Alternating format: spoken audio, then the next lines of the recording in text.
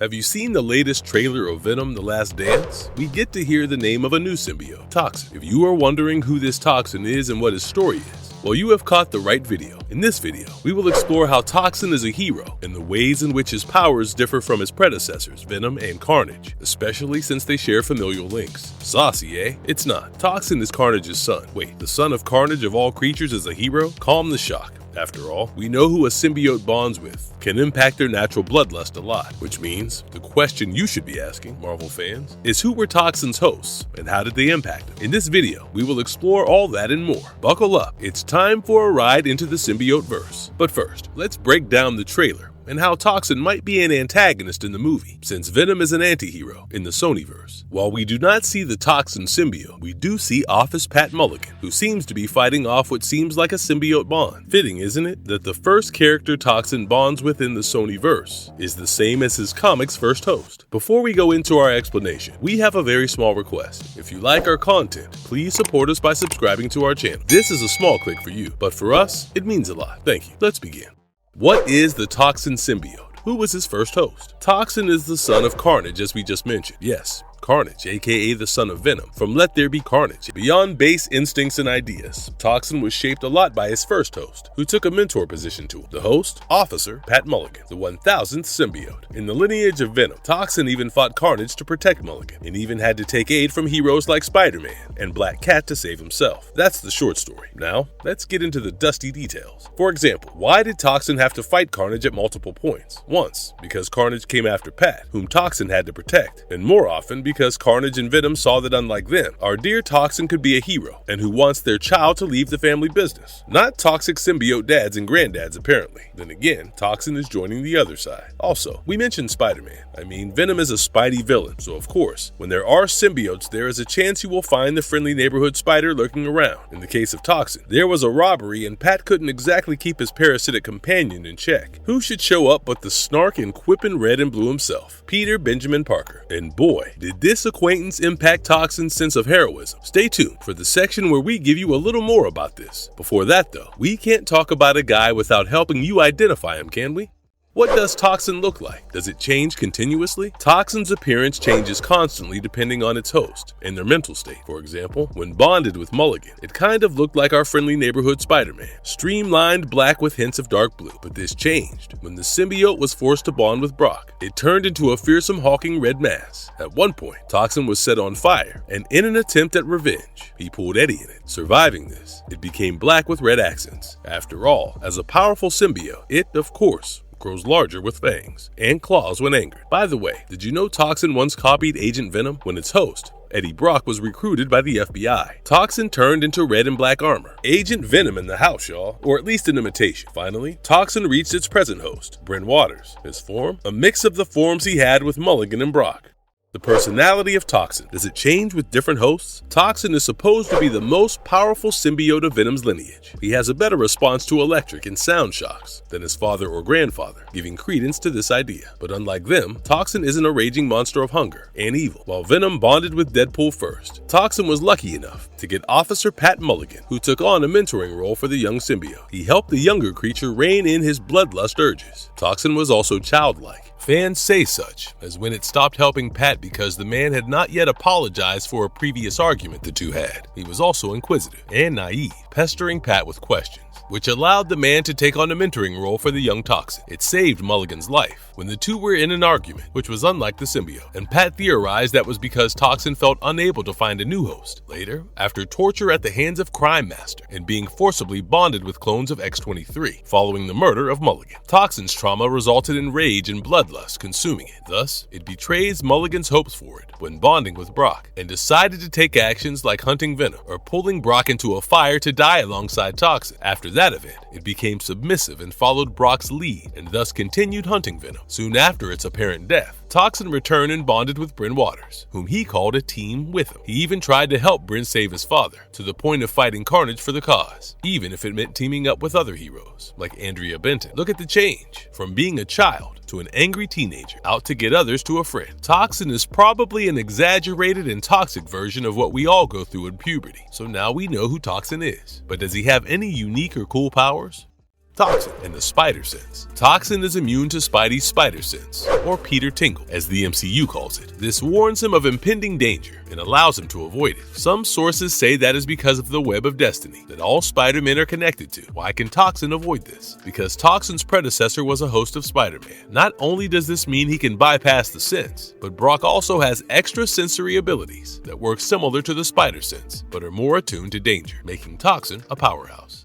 Toxin and pain tolerance. Continuing the line of where Toxin trumps Carnage and Venom, and even Spider-Man, is the area of durability. While it does have the weakness all symbiotes are prone to, Toxin is much more resistant to injury than all of the three we just mentioned. The tissue Toxin is made of results in its host's body becoming so protected and durable that it can withstand blows from creatures like Wrecker and machine gun shots, among other things. But that's standard for a Marvel symbiote, isn't it? Toxin and his host can fall from great heights and sustain impacts. And their pain tolerance? Boy, oh boy, fans, when I say it's off the charts, then it is. It only feels pain beyond a certain extent. Yet, what makes Toxin special? The ability to bypass the spider sense. We wonder what a death battle between Toxin and Spidey will look like. Let us know who will win in the comments.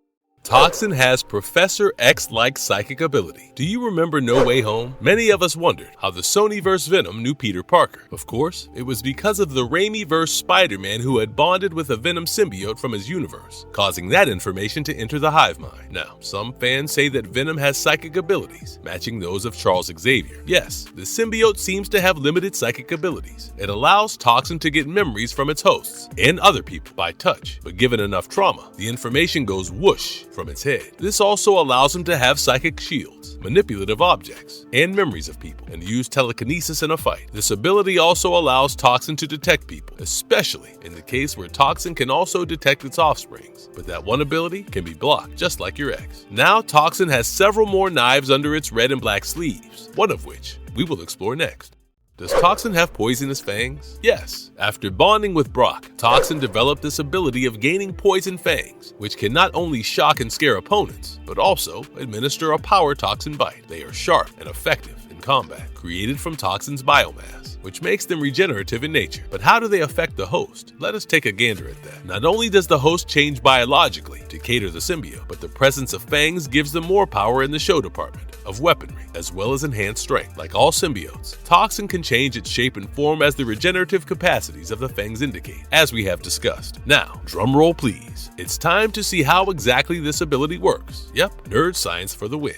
How does Toxin's body molecule work? Of course, Toxin can manipulate the substance that makes its body-like constituent black matter, aka molecules and atoms, and so on. He can use this to generate appendages, tentacles, hands, claws, and more. The cool part about the Toxin symbiote is that it can also manipulate the host's body. The internet's mouthpiece says this is because at the genetic level, symbiotes have a quite malleable structure, and when bonded with a host, they tend to enhance the host to an extent due to symbiosis or synergy. There might be other factors. Some fans feel that it's more of a mask than a real thing when the symbiote changes bodily structure, such as Venom's tongue, which is roughly the length of the host's chin to mouth, and according to Spidey, not good for much. Others say it can permanently fuse with the host's skin, as it did in the Spider-Man What If comic. Spider-Man reminds me that Toxin has another capacity. Unlimited organic webbing, incredibly strong. This webbing resembles the chains of Ghost Rider, but functions like Spider-Man's organic webbing, especially because Toxin produces it organically from his being or biomass, just like his fangs. What does he use this webbing for? The same thing as Spidey, swinging around the city. But he can also use it in fights. Even though being organic, it biodegrades and changes in response to weather conditions and the symbiote's own biomass. This can be used in the same way Peter Parker, the Tom Holland version, used his webbing in Captain America: Civil War to shock opponents, trap them using its durability and adhesive properties, and to use as a shield. Oh, wait a minute. Swinging reminds me. You know how Peter has all the powers of a spider in all the Amazing Spider-Man movies? There was this whole plot about how such animal powers could be used for limb regeneration. Yep, the lizard. Well, here's the thing. Toxin has some regenerative properties, and some fans theorize it could cure cancer. Well, it's not a theory, it's canon. With its rapid fire healing properties, Toxin can cure the host of any cuts and bruises they get in a skirmish, even diseases that medical science hasn't yet been able to cure, like cancer. This symbiote can save its host. There are several ways this can be done, as the symbiote in many cases affects the host's biology and makes them more adaptive to the presence of the creature. This can be done by gene manipulation, increasing the immune response, changing the cellular reactions of the host, using its regenerative properties, and metabolic regulation. Now that we know how powerful Toxin is, we have to wonder if it has any offshoots. After all, it was born when Carnage decided to use Mulligan's body as an alien-style incubator for its child, and like we said, Toxin can detect his children. Can Toxin reproduce? How many offshoots does Toxin have? Well, Toxin reproduces like all symbiotes, asexually. How? Does its cells divide? Not really. What happens is symbiotes have seeds inside them that they can birth as children. Venom had 7 and Carnage had 3, one of which was Toxin, who had 2 offshoots. These are the children of the symbiote which has appeared in Venom vs. Carnage, issue number 2, in August 2004. Alchemax's offshoot, an American corporation, Alchemax, held a strain of Toxin. This was later stolen by Corwin Jones. Jones would then combine this strain with other symbiote strains, including those of the symbiotes named Scream, Agony, Lasher, Phage, and Riot. The creation would be the Murder symbiote. Scary. But there is another child to go around, and it ultimately ends up back in the hands of Alchemax.